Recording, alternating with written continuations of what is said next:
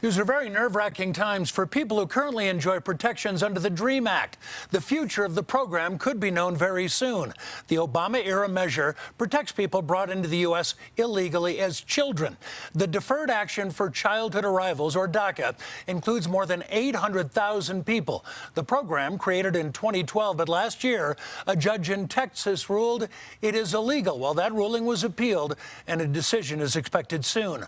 Marissa Armas in tonight as we continue our commitment to elevating Latino voices. Marissa, reversing DACA would have life-changing impacts on many Coloradans.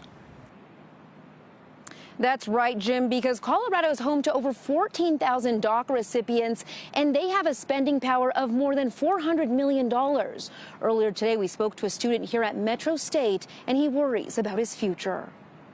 Well, Romero, nice ball here, one-on-one with the keep, and Ross Miller. If you've ever tuned into Roadrunners All Access TV, James Waga con el tiro, disparo, goal! This voice may sound familiar. I feel like a little kid again, just screaming goal at the top of my lungs.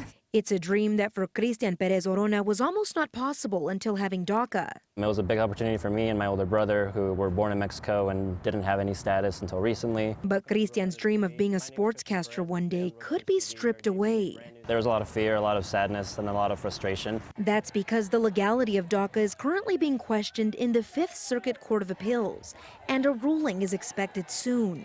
This is going to be terrible for our communities. I can't believe it's happening, and I can't believe the federal government is going to allow that to happen too. Luis Antesana is the founder of Juntos to College and helps undocumented families find jobs and careers. The organization has helped Christian renew his DACA. We're getting a group together of public and private sector leaderships at the C level who want to contribute financial or non-financial resources to an emergency relief short-term solution in the case that ever happens. And as advocates prepare for the possibility of the program ending, Cristian remains hopeful about his future and his dream of becoming a sportscaster.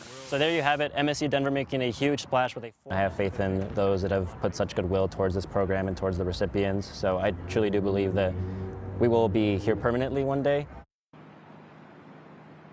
And Colorado has really been at the forefront of passing laws and policies to help protect DACA recipients. Metro State here was actually one of the first universities to allow in-state tuition for those who are undocumented.